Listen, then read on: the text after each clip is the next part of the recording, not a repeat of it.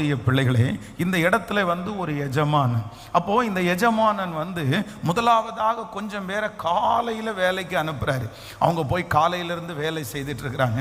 அதற்கு பிறகு கொஞ்சம் பேர் மத்தியான நேரத்தில் வேலையில் ஜாயின் பண்றாங்க. அதற்கு பிறகு ஒரு சிலர் சாயந்தர நேரத்தில் வேலையில் ஜாயின் பண்றாங்க.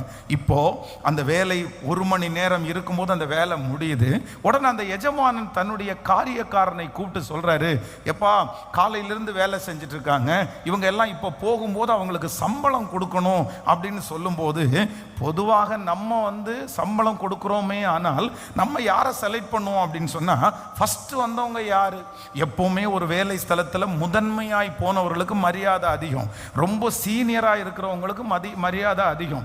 சீனியருக்கு தான் ஃபர்ஸ்ட் எல்லாமே செலுத்துவாங்க. ஒரு போனஸ் கொடுத்தா கூட சீனியருக்கு தான் ஃபர்ஸ்ட் கொடுப்பாங்க. அங்க இருக்கிறதுலே கெத்து யாருக்கு அப்படின்னா சீனியருக்கு தான் கெத்து.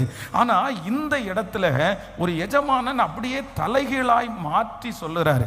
என்ன சொல்றாரு அப்படின்னு சொன்னா, எல்லாருக்கும் நீ சம்பளம் கொடு, ஆனா முந்தி வந்தவர்களுக்கு அப்படின்னு துவங்காம பிந்தி வந்தவர்கள்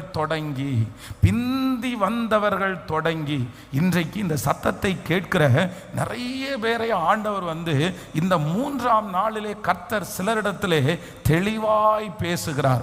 ஆண்டவர் உங்களுக்கு கூலி கொடுக்க போகிறார். நீங்கள் ஜெபித்த ஜெபத்திற்கு ஆண்டவர் பதில் கொடுக்க போகிறார். உங்களுக்கு ஒரு பணத்தை ஆண்டவர் தரப்போகிறார். உங்களுக்கு ஒரு எதிர்காலத்தை ஆண்டவர் தரப்போகிறார்.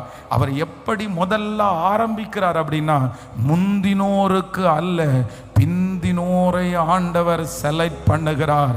ஒருவேளை இந்த சத்தத்தை கேட்கிற பலர் ஒருவேளை சொல்லலாம், நான் தான் ரொம்ப பிந்தி கிடக்கிறேன். உங்க கூட படித்தவர்களை விட ஒரு ஆசீர்வாதத்தில் நீங்கள் பிந்தி இருக்கலாம். உங்களோடு பிறந்த வயதுள்ளவர்களை விட ஒருவேளை நீங்கள் ஆசீர்வாதத்தில் பிந்தி இருக்கலாம். நான் இந்த மாதிரி லேட் ஆயிட்டேனே, எனக்கு இந்த காரியம் ரொம்ப தாமதமாயிருது, எனக்கு முன்னாடி நிறைய பேர் அதை வாங்கிட்டாங்க, எனக்கு முன்னாடி நிறைய பேருக்கு அது கிடைச்சிருச்சு. உங்களை பார்க்குறவங்க நிறைய பேர் சொல்லலாம், உனக்கு இன்னும் அது கிடைக்கலையா, உனக்கு இன்னும் அந்த காரியம் நடக்கலையா, நாங்கெல்லாம் பாரு இதெல்லாம் தாண்டி வந்துட்டோம், இதெல்லாம் எங்களுக்கு எப்போ கிடைச்சிருச்சு. ஒருவேளை இந்த சத்தத்தை கேட்கிற நீங்க ரொம்ப ஃபீல் பண்ணலாம், என் பிள்ளை பின்னாடி இருக்கிறான், என்னுடைய குடும்பம் பின்னாடி இருக்கிறது, என்னுடைய மகள் பின்னாடி இருக்கிறாங்க, என்னுடைய வாழ்க்கை பின்னாடி இருக்கிறது. நீங்க வெளியில சொல்லாவிட்டாலும் உங்களுடைய இருதயத்தில் இந்த லேட் அப்படின்ற ஒரு வார்த்தை உங்க இருதயத்தை ரொம்ப உடைக்கலாம். நான் ரொம்ப காலதாமதமா நான் ஓடுறேன், நான் ரொம்ப லேட்டா நான் ஓடுறேன், இதுக்கு முன்னாடி நான் செட்டில் ஆயிருக்கணும், இதுக்கு முன்னாடி ஒரு வேலையில நான் இருந்து